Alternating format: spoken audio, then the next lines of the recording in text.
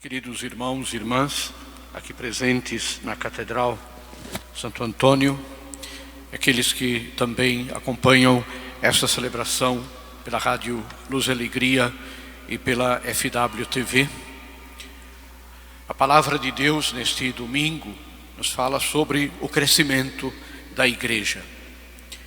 Neste tempo da Páscoa, nós todos temos a oportunidade de conhecer com maior profundidade a vida e a realidade da igreja primitiva, aquela igreja que nasceu no coração de Jesus, que nasceu depois da Páscoa. Esta igreja deve servir como uma inspiração para nós nos dias de hoje, na busca de uma maior fidelidade a Cristo. O testemunho visível da ressurreição de Jesus e a proximidade da ressurreição de Jesus são fatores de privilégio para aquela comunidade. Eles conheceram o anúncio da ressurreição de forma direta, experimentaram até a presença do Senhor ressuscitado. Portanto, para nós que vivemos tantos anos depois e continuamos a ser a igreja de Cristo, tantos e tantos séculos depois, é preciso olhar para esta igreja e aprender das suas experiências, na busca de uma maior autenticidade da nossa parte nos dias de hoje. E o retrato fiel dessa igreja primitiva, para que nós possamos nos inspirar, está no livro dos Atos dos Apóstolos.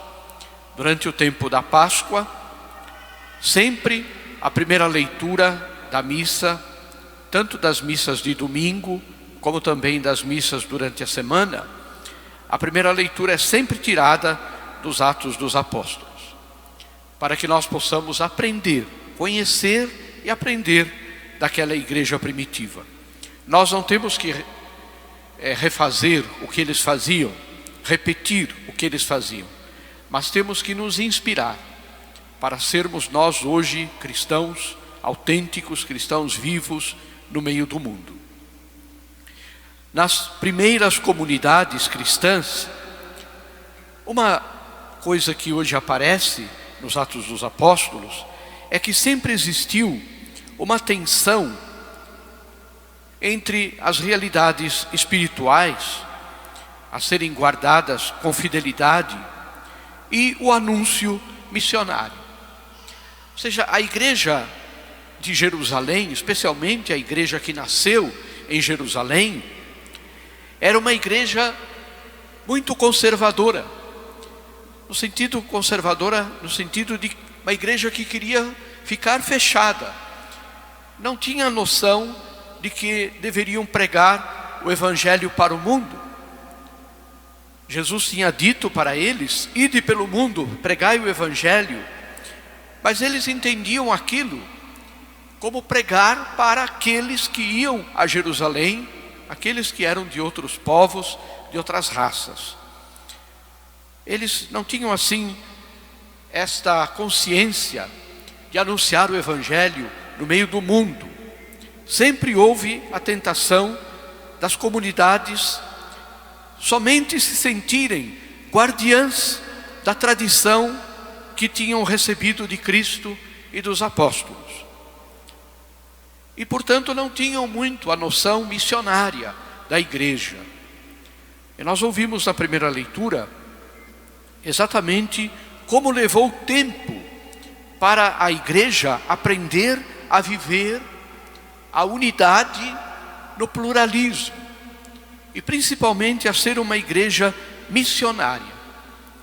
Todo crescimento provoca tensões, desequilíbrios, inseguranças. Isso acontece conosco até na vida do dia a dia, quando começamos a andar. Quantos tombos nós tomamos, quantas caídas nós temos, até que os nossos passos se firmem um pouquinho mais.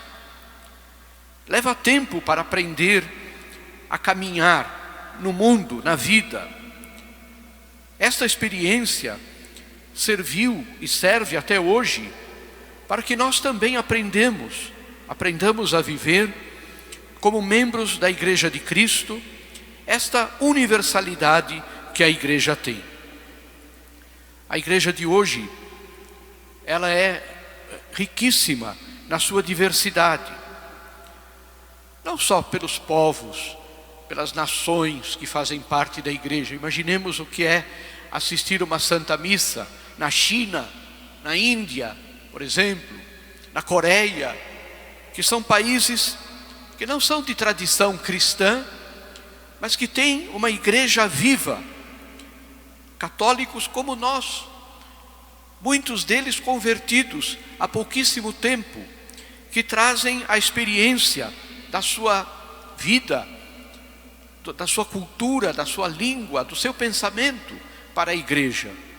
Não é só neste sentido que a igreja tem riquezas espirituais, mas basta pensar, por exemplo, na riqueza espiritual dos movimentos de apostolado leigo, que se desenvolvem no seio da igreja, por exemplo, entre nós, o Cursílio, o CLJ, Movimento de Emaús, Schenstatt, Comunidade Serra, Apostolado da Oração, Renovação Carismática.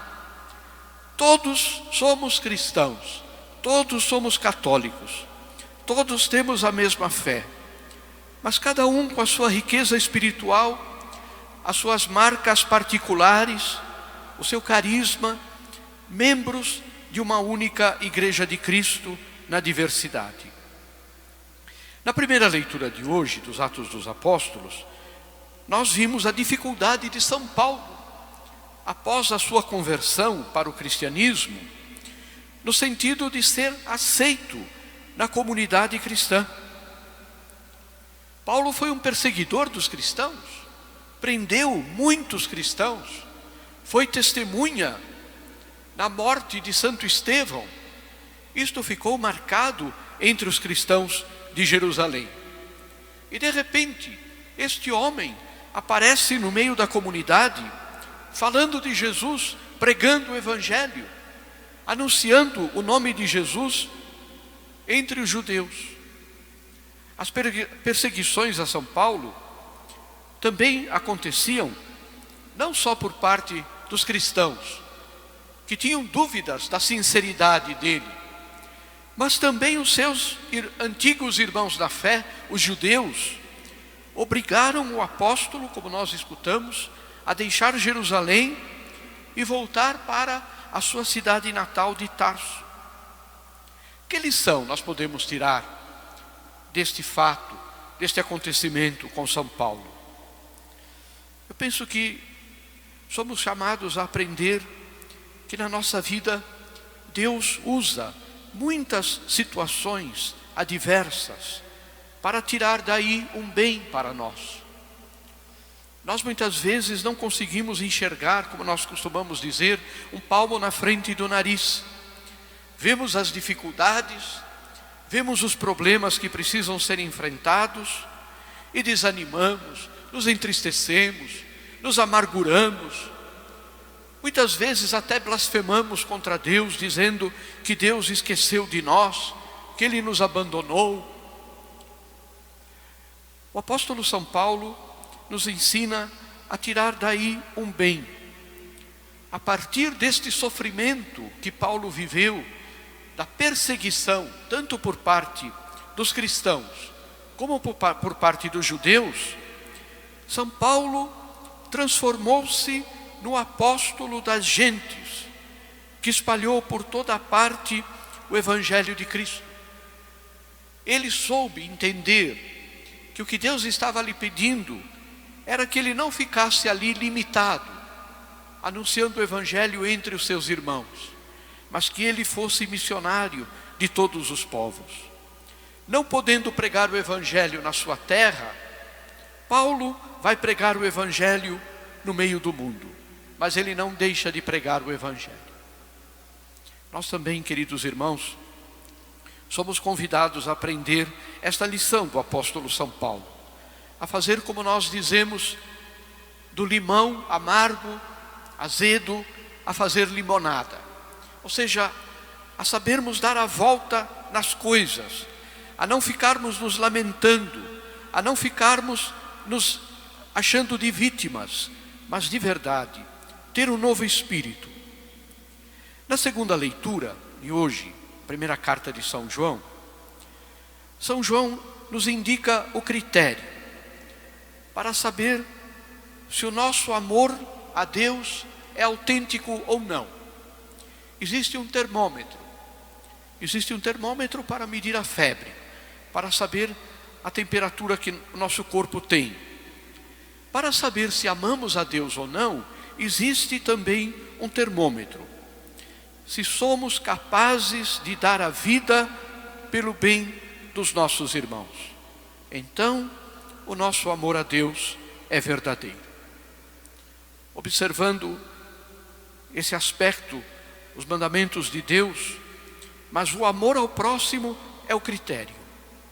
E o amor na nossa vida, queridos irmãos, não pode ser uma teoria, não pode ser palavras. Ninguém ama a sua mãe. Daqui a alguns dias vamos celebrar o Dia das Mães. Ninguém ama a sua mãe dando a ela um presente no Dia das Mães. O presente representa o amor, mas não é o amor. O amor é o dia a dia, é o respeito, é o carinho, é o espírito de serviço em casa. Aí sim é que se prova o amor. O esposo e a esposa não se amam somente no dia do aniversário do casamento, mas o amor se renova a cada dia, a cada instante, a cada momento, no perdão, na capacidade de compreensão, muitas vezes até no calar, para não criar mais dificuldades e mais problemas. Assim se prova o amor. E é o que o apóstolo São João nos diz. Se nós quisermos permanecer, este verbo permanecer apareceu inúmeras vezes na segunda leitura de hoje no Evangelho. Se nós quisermos permanecer no amor de Deus, é preciso amar os nossos irmãos. No Evangelho, nosso Senhor apresenta-se como a videira, a quem devemos estar unidos para poder dar frutos de verdadeira santidade. Quem se separa de Cristo, quem se separa da sua graça, do seu amor, morre, apodrece, não pode dar frutos. A pior coisa que pode acontecer com a nossa vida cristã é nos separarmos de Deus, é nos separarmos do amor de Deus manifestado em Jesus Cristo, porque aí, assim como o ramo que se separa do tronco da videira, aquele ramo morre, apodrece. O pecado é o grande mal do qual fugir, pois ele nos separa de Deus, ele nos afasta deste tronco e nos faz perder a seiva, a vida. Queridos irmãos, a palavra de Deus que nós escutamos a cada domingo, a comunhão eucarística que recebemos em cada missa, nos une fortemente a Jesus. Nos faz, como diz o apóstolo São João, permanecer em Jesus. Peçamos a Deus esta graça de valorizar sempre a celebração da Santa Missa Dominical, sabendo que através dela nós nos manteremos sempre unidos a Cristo.